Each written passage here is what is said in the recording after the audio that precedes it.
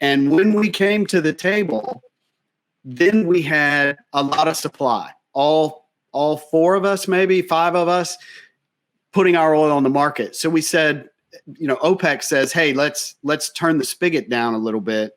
Russia says, we're just going to turn ours all the way on. And wasn't that just prior to the pandemic? Right. Yeah, exactly. Then we added all that tremendous supply on the market. So shipping stops, we start filling all the ships with oil, and then we have no place to put oil at that point, and the futures go negative. Exactly. For one day, the futures went negative because it was a contract settlement day. And they had to get rid of it. They had to either take ownership or put it somewhere, right? Exactly. And as you well know, the oil industry is interesting. You can have a boat leave the Middle East headed somewhere here or Asia or wherever.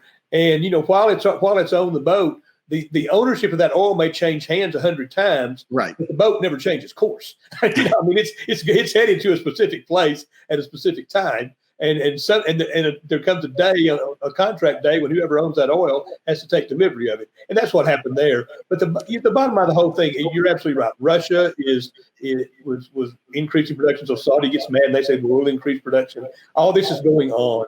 And literally, we had the demand drop from 101 million barrels a day in the world to 72 in a month. I mean, this can't happen unless you shut the world down, which is what we did.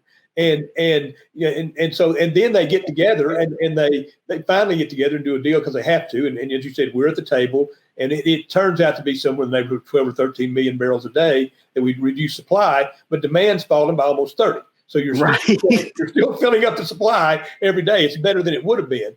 And so you have this terrible situation in oil and gas, and it's gotten somewhat better since then, obviously. They're storing more of the oil in the ground right now, and they're doing other things, and demand has picked up considerably.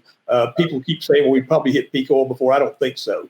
I mean, we're already back to 93 or so million barrels a day, up from 72, and by I think 2022 we'll probably be back about where we were. And there's some long-term reasons, if you want to, we can go into why I think the oil industry has a very good long-term future. But the point for now is, in addition to everything else the pandemic did, it hurt shipping and it hurt oil and gas, and those are two very big industries in Texas. So we felt this one in a way that we sometimes don't feel recessions. The 2008 recession happened to come at the same time the fracking boom started, and so here in Texas we didn't feel it quite as much. And so this one was very different in that way. We have shown some good, solid comeback.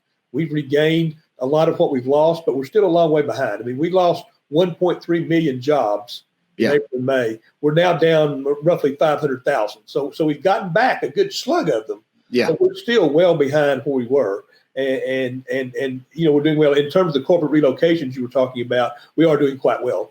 We continue to do quite well with that. And I think there's a lot of things that drive that. I think our central location, our infrastructure, our tax climate, our regulatory climate, frankly, our incentive programs. We have some of the best incentive programs in the country. And you can literally look from the days we enacted those, how we went from 37th place to first place in attracting new business. Wow. That's awesome. So there's a lot of good things going on in Texas.